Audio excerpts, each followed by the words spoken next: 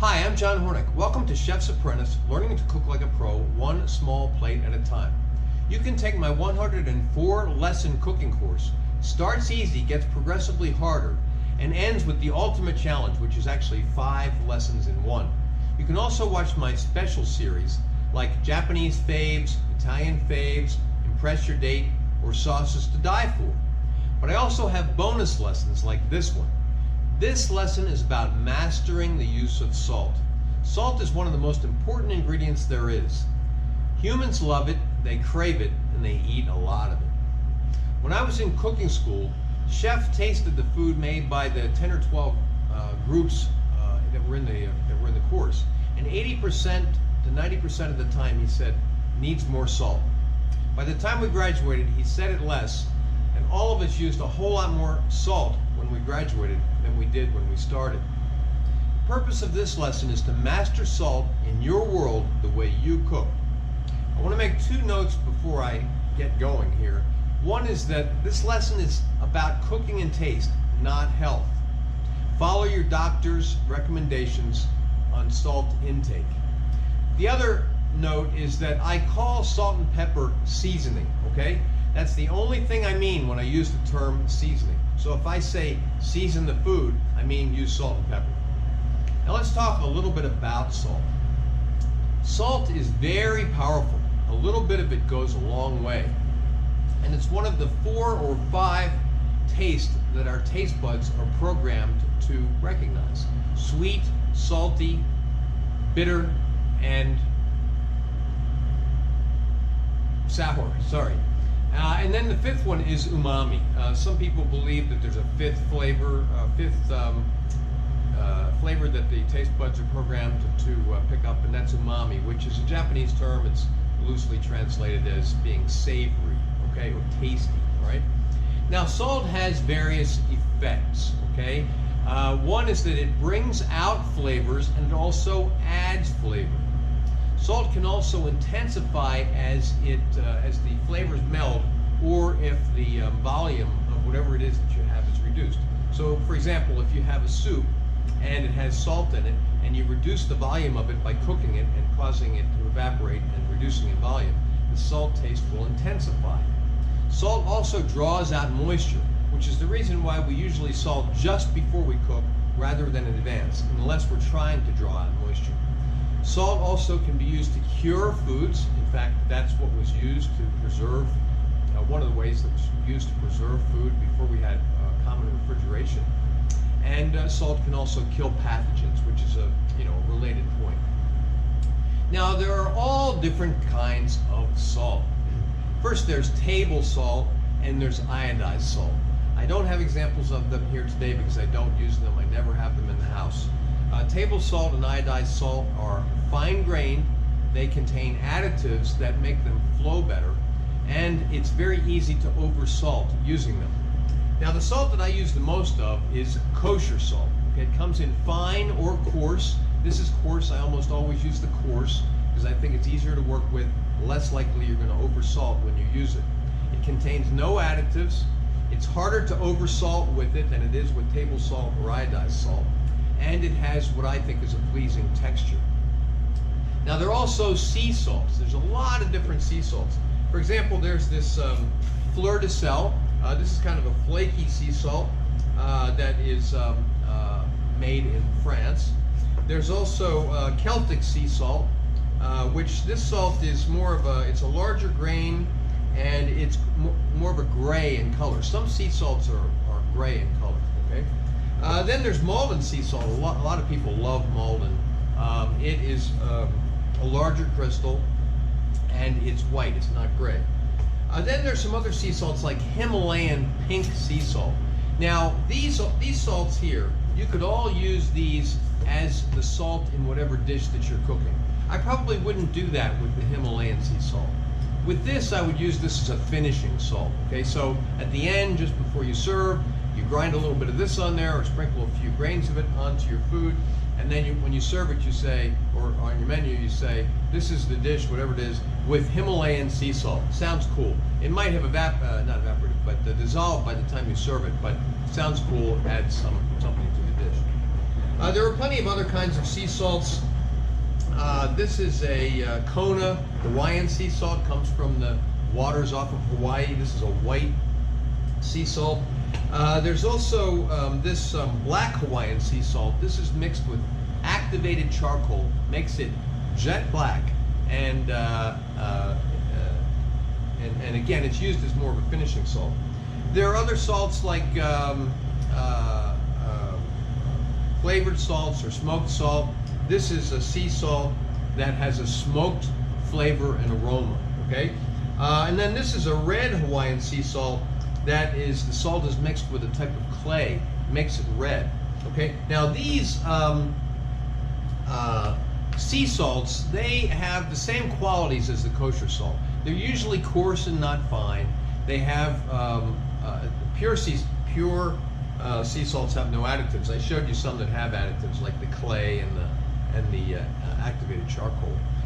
It's harder to oversalt with sea salt than it is with table salt or iodized salt, and they have a pleasing texture, and they also have the taste of the sea. Now there's also some specialty salts out there. My favorite is one called moon salt. It's harvested in Japan from the sea, and it's only harvested under a full moon, and Japanese believe that it gives it a special quality.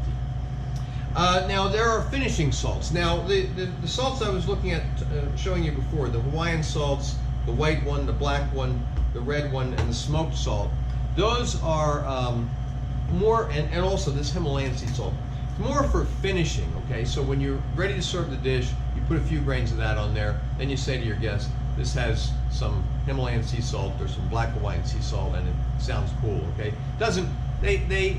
They have subtly different flavors if you taste them on their own, but you're probably not going to notice those flavor differences unless it's something distinct like a smoke flavor and aroma.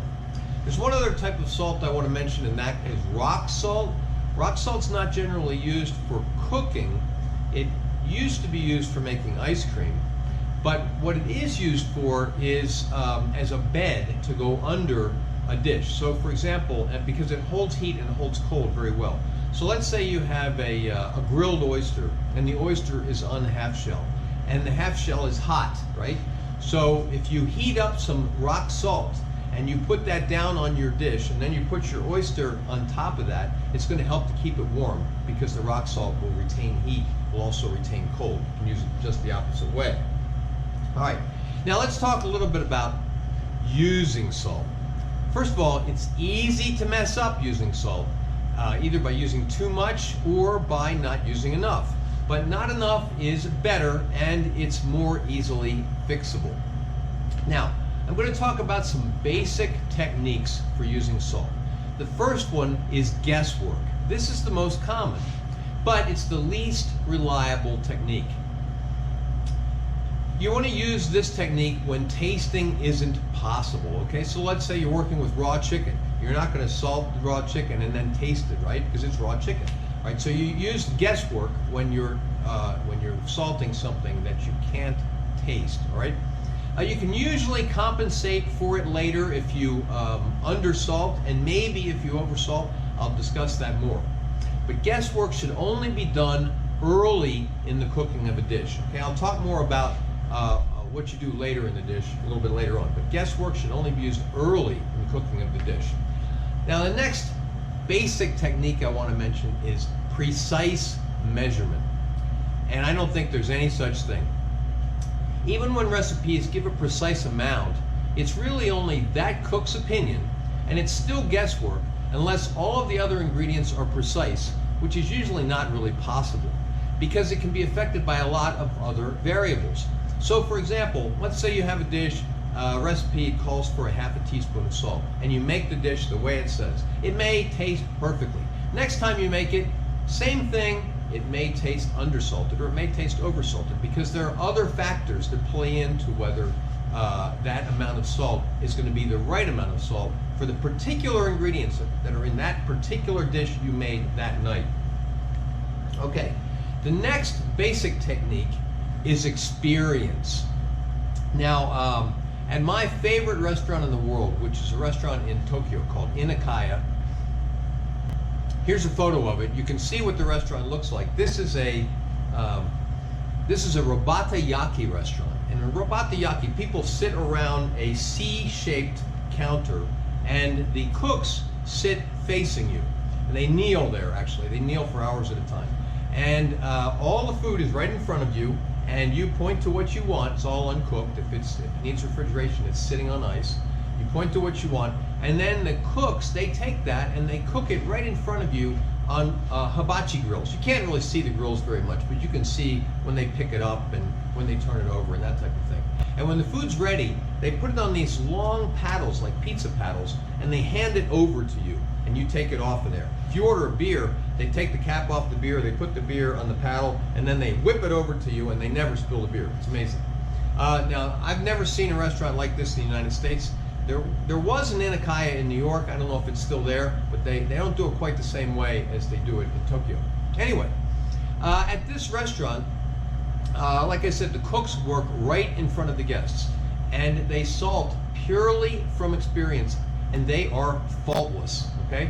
But they have trained for many years. They are experts. Most cooks aren't. And anyone can always make a mistake. So although experience is something that, it's a technique, it's a basic technique that a lot of cooks do, you can still make mistakes, and you may not still salt things the way your guests would like them to be. Now I'm going to talk about what I believe are the two best techniques for salting. The first one is start light and adjust. This is guesswork plus an important extra step, and I'll talk about it, that important extra step a little bit later on. So what we do with this technique is we start light. Whatever it is that you're salting, salt it lightly. You can always add salt, you can't take it away. And it can be hard to compensate for over salting. Now what you do is you lightly salt the main ingredient, each main ingredient. Now, let's say that you are making a soup, and you start with a mirepoix. Mirepoix is onions, carrots, and celery, okay? So you're going to start with those, you're going to sweat those. Sweating means to cook basically cook till they stop steaming, right? At a low to medium temperature. Now you're going to slightly salt that mirepoix if you're making a soup or a puree. And then you slightly salt or lightly salt any ingredient that you add a lot of, okay? Like the main ingredient in a vegetable soup. So let's say you're making asparagus soup, right? You start out with your mirepoix, you salt the mirepoix, you sweat the mirepoix, and then you're going to deglaze probably with some white wine. Then you're going to add asparagus and stock. And when you add the asparagus, you're going to add salt, enough salt for that asparagus. Now I have to admit that I sometimes do not salt the mirepoix. But if you do salt the mirepoix, for example in a soup, and then you add the vegetable and the stock, you have to add more salt for those ingredients that you just added, okay? So this is all proportional. You're looking at how much you have in the pan each time, and you're saying, I need a little salt for this, and then you add another ingredient. You say, I need a little bit more salt for that, okay? When you're cooking a protein, like a steak or a piece of chicken, you want to salt both sides of it unless they're very thin. And the basic rule here is take it easy, okay? Start off light. Don't use a lot of salt. You can always add more, so take it easy. Now let's talk about when to salt and why, all right? Now, the when is just before you start cooking or in the pan. The why is because, as I mentioned earlier, salt draws moisture out of the food. So let's say, for example, that you have a piece of beef, a steak, and you salt it an hour ahead of time. That salt is going to start to draw moisture out. It's going to start to dry it out. You don't want that, right? So what you want to do is you want to salt just before cooking or just after you put it in the pan. Now, a couple of cautions. One caution is don't salt stocks or anything that will be substantially reduced. When you make stock like chicken stock, you don't add salt, ever add salt when you're making it. If you're making a soup and you're going to be reducing that substantially, you don't want to add the salt until after you've done the reduction, because the reduction will concentrate the flavor of salt, can make it taste over salty. You also want to make sauces slightly too salty, and the reason for this is so that the proteins that you're going to put these sauces on, like whether it's beef or seafood or chicken, those proteins can overpower the sauce unless they are slightly too salty. I'm not talking a lot too salty, just slightly too salty. Now, I said at the beginning of this technique, this is start, light, and adjust, that it's basically guesswork plus an extra step. Now, here's the important extra step. That's adjusting the seasoning when you're ready to serve, or right before you plate. Now, what is adjusting? It means you taste the food right before you plate or right before you're ready to serve, and then you add more salt if you need it. This compensates for the guesswork as long as you start light. If you start heavy and you want to adjust, it's a lot harder to fix it, okay? But if you start light and then you adjust at the end by adding some more salt, if you need to, that compensates for the guesswork. When do you do this? You can do it along the way as you're making your recipe, but usually you would do it right before plating or right before serving. Now, this is really a great technique. It sounds simple, start light and then adjust. Sounds simple, but I've really come to appreciate it more and more over the years. It removes much of the fear of oversalting or undersalting. Of course, your taste could still be different from that of your guests, so err on the side of undersalting. Now, how do you know if the salt is right? Okay, the taste of the salt should just barely be peeking through. When you taste the food, you should just barely be able to taste that salt taste, okay? If you can't taste salt at all, or if the food tastes bland, it needs salt. Okay, let's try a little salt experiment. You're going to need to have a tomato that's been sliced into like 1/8 to 1/4 inch slices, or a hard-boiled egg that's been sliced into thin slices, or even a couple of cherry tomatoes, which I have here. And what we're going to do is we're just going to try a little experiment, see how much salt is needed. Remember, salt's powerful, goes a long way. So I'm going to use some kosher salt, which is a larger grain, okay? And I'm going to reach in there and pick up just a couple grains, right? I have 5 grains of salt. I'm going to get rid of one of them, right? I'm going to use 3 grains of salt, get rid of one more. 3 grains of salt on this little slice of cherry tomato, right? And I'm going to try it. Right, with those 3 grains of salt, now that I'm chewing it up a little bit, I can just barely, not even sure I taste that salt taste, okay? So what I'm going to do is take about twice as much. Probably have about 6 grains here.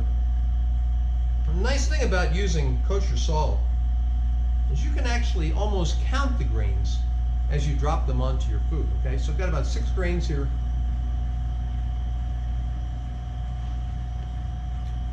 Now I think that is nicely salted, but I'd be okay with a little bit more.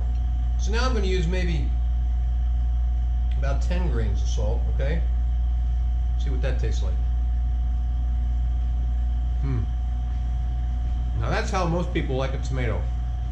Just slightly, not oversalted, but where the salt is really coming through. And then we'll take about twice as much of that. Put it on our little slice here. Try it. Now, if you like a lot of salt, you'd like this, but I think it's too salty. And you're trying the same thing. Try a little bit at a time, right? See what the limits are. And now, what you want to do is kind of extrapolate that to whatever dish you're making. You can see how far just a few grains go, right? So, if you're starting off, say for example you're making soup and you're going to salt the mirepoix, you're not going to need a lot of salt, just a little bit of salt, okay? And then when you add your main ingredient, your asparagus for example, you're going to add some more salt. But look at how much you have. Look at it and think, remember how much salt I used on those tomatoes or on those hard-boiled eggs? And that salt taste came through. So I want to use about that much multiplied by the portion that I have here, okay? Now, you can practice this. You'll get better and better at it over time. But the trick is to start light and adjust before you serve. Now, what if you can't taste and adjust? For example, you can taste a soup or a puree after you've made it. You can taste it and then you can adjust. You can taste a bed of mushrooms. You can taste mashed potatoes. You can taste the vegetable side dish. But what if you can't taste it? For example, let's say you're about to serve a steak or a chicken breast, and you're not going to cut a piece off of that steak or off of the chicken breast and taste it and then serve that steak or the chicken to your guest where you've cut a piece out of it, right? You're not going to do that. So in those cases, what could you do, right? You could cook an extra piece for tasting. Now this may not be practical, you may not have enough or you might not want to waste it or whatever, but if you cook an extra piece for tasting, you could always, put it on your plate during the meal, or you could have it for lunch the next day. But even this is imprecise because you may have salted that piece differently than you salted the other pieces. So you want to err on the side of undersalting, and what you can do is you can serve salt with the dish. Oh, wow, that'll shock some people, but I'll talk more about that as I go on. Now, what if you oversalt and you want to compensate for that? Well, I want to warn you, first of all, that you may not be able to fix it, okay? Let's say it's a steak or a piece of chicken and you salt it and you serve it. You don't know that it's oversalted until the guest starts to eat it. There's no way you can fix it, right?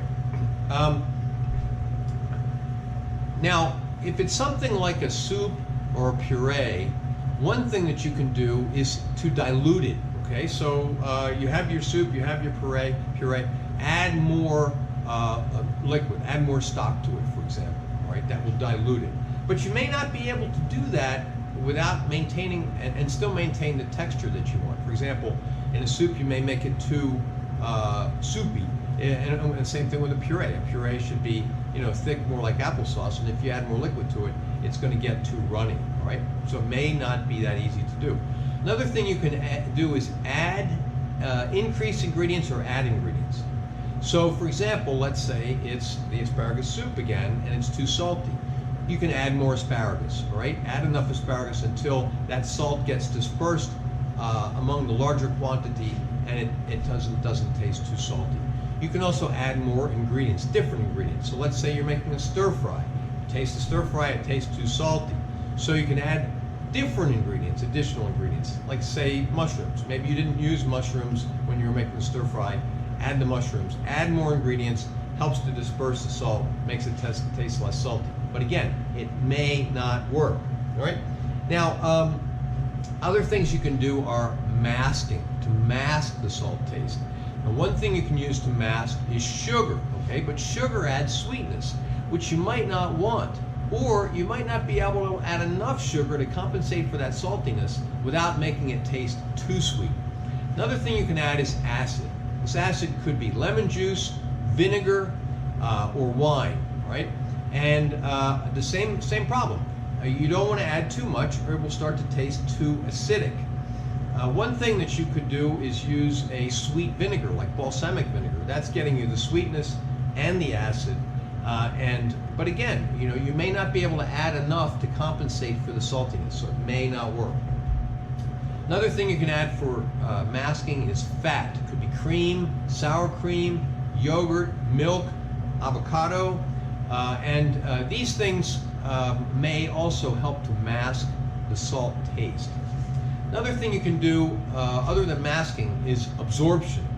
With absorption, you want to add a starch. It could be rice, could be pasta, could be potato, could be bread, all right? And by adding that, if it's a dish that lends itself to adding that, those things, the starches, they absorb salt and they may help. But again, it may not help. You may not be able to fix the problem. Now let's talk about the second of the two best techniques for salting. Second one is let the guest salt it. Now a lot of chefs are going to go, what? I can't believe he said that. I can't believe he said that. Many chefs in the US and Europe would hate this idea with a passion. They believe that they should salt whatever it is in the kitchen. The salting should be perfect. They should send it out, and the guests should like it the way it is. Okay, so many chefs would be insulted, or maybe insulted, by a guest who says that the food is undersalted. Now, this is not true everywhere. In Japan, it's common to serve salt with some types of food. And Japan is a country of connoisseurs, so if it's okay with them, it's okay with me.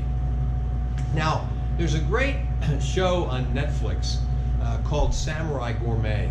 It's about an ordinary guy who loves food, but he was too busy to pursue his gourmet dreams until after he retired. The show's in Japanese with English subtitles, and unfortunately it only had one season, but I think it's a great show. And in one episode, another restaurant guest encourages the star of the show to salt his own food. And the chef goes nuts, and he's insulted. The guest, who is really a wandering samurai in disguise, tells the star and the chef that guests should be able to eat food and salt it any way they want to, okay? And I believe the samurai was right. If you want more salt, add it. Restaurants that are not chef-driven usually have salt on the table. So why not in every restaurant? Especially if you're paying a lot of money for the food. And I'll tell you, I've been in a lot of expensive restaurants where I wished I'd had more salt. I don't ask for it because I don't want the chef to come out of the kitchen with a cleaver and go after me.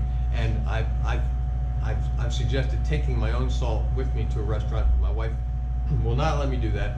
So there's a lot of times when I'd like to have more salt, and I don't have it. So I'm not enjoying the food as much as I would like.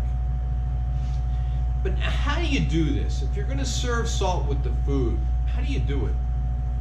You can't go wrong by providing a small quantity of high quality salt with the food that you serve. And you have control over what it's going to be. It could be sea salt, it could be Himalayan sea salt. It could be a flavored salt, like the smoked salt, right? Or it could be shoyu. Shoyu is Japanese soy sauce, which is a salt substitute. And I'll talk more about salt substitutes a little bit later. But what you want to do is be clearly intentional about what you're doing, okay? Make it part of the presentation. So for example, if you want to use some of this Hawaiian red sea salt, put a little bit of it in a little dish, and you don't need to give the guest much of it. Salt goes a long way, right? So you don't need to put a lot of it there, right? You just provide it, and you say, here's the dish, whatever it is I'm serving, along with some red Hawaiian sea salt, or whatever it happens to be. Makes it part of the presentation, makes it part of the dish, makes it part of the meal, makes it okay, all right? Now, let's talk a little bit about substitutes. There are other ingredients that also add salt. They can be used as salt substitutes, or they can be used as salt supplements. If you use both, be careful not to oversalt. Okay, let's talk about salt substitutes. One good salt substitute is prosciutto, okay? If you wrap something in prosciutto, for example, you're adding salt. Another one is bacon. This bacon has been boiled. I often will boil bacon before I cook it, and that eliminates some of the salt, and it also eliminates the smokiness if you don't want that in a particular dish. So this bacon has been brought to a boil and simmered for 5 or 10 minutes. But bacon contains a lot of salt, so when you add bacon to something, you're adding salt. Parmesan cheese, okay? If you have pasta and you put Parmesan on at the end of it, or if you're making carbonara, for example, which has Parmesan right in the recipe, you're adding salt. Anchovies. Love anchovies, but they have a lot of salt, okay? It could be anchovy paste that comes in a tube. Could be anchovies that come in a little tin, a can, I don't have any of those right now, or that come in a little jar, okay? They have a lot of salt. So if you're adding them in any way, like in a Caesar salad, for example, dressing, I have a sauces to die for recipe or video on making Caesar dressing. That contains anchovies, so you're adding salt. Any salt-based spices with a high salt content, this is usually something where salt is the first listed ingredient on the container. Like, for example, garlic salt or onion salt, okay? First ingredient is salt. And so they've been flavored with garlic or onion, but if you're adding those, using those, you're adding salt. Also, Tony's seasoning, great stuff, okay? Use this to make gumbo, and for other things, if you want a nice spice, nice New Orleans spice, okay, this contains a lot of salt too. So if you're adding this, you want to know that you're adding salt and add less salt, just add less plain salt. Also, capers contain a lot of salt, so if you're putting capers into something, like for example vitello tonato, then you're adding capers, you're adding salt. And olives have a lot of salt, okay? Now let's talk about Japanese ingredients, because I do a Japanese fave series and I talk a lot about Japanese cooking. So let's talk about shoyu. Shoyu is Japanese soy sauce. And there are soy sauces made all throughout Asia, and they are high in salt, and they are they can be used as a salt substitute. Okay, tamari also. Tamari is like soy sauce except it doesn't have wheat, but it also has a lot of salt. Now let's talk about light soy sauce versus light colored soy sauce, right? Now if you go to a sushi restaurant, there's usually two different soy sauces. One of them has a green top. The green top is light soy sauce. That means that it has less salt, but it still has a lot of salt, okay? It just doesn't have as much as regular soy sauce. There's also light colored soy sauce. Now you really can't tell it from this bottle, but this is lighter in color than regular soy sauce. Light colored soy sauce actually has more salt than regular soy sauce, right? Then there's fish sauce. Now fish sauce is also made all throughout Asia. This is Japanese soy sauce, Japanese fish sauce. Fish sauce isn't used a lot in Japanese cooking, at least that I'm not aware of, but this is a Japanese version of it. And any fish sauce that you get, any Asian fish sauce, that contains a lot of salt. A couple other salt substitutes are Shiokoji and Shiokoji. I have a separate lesson on making Shiokoji, Shiokoji, and Amazaki. And Shiokoji and Shiokoji are salt substitutes or salt supplements. Shiokoji is made with koji, which is rice that's been treated with a particular type of fungus, and it causes it, when you mix it with the rice, it causes it basically to ferment, okay? And so Shiokoji is made with koji rice and salt. And then Shiokoji is made with soy sauce and koji rice, all right? Those are salt substitutes. Another salt substitute or supplement is miso. And miso comes in different varieties. It's made from fermented soybeans, and there's a red miso, white miso, and there's yellow miso, brown miso, and then there's mixtures of miso. Those are salt substitutes or salt supplements as well. I hope these techniques help you to master salt. Check out my other videos and my other series. Please remember to subscribe to my channel, and thanks for watching.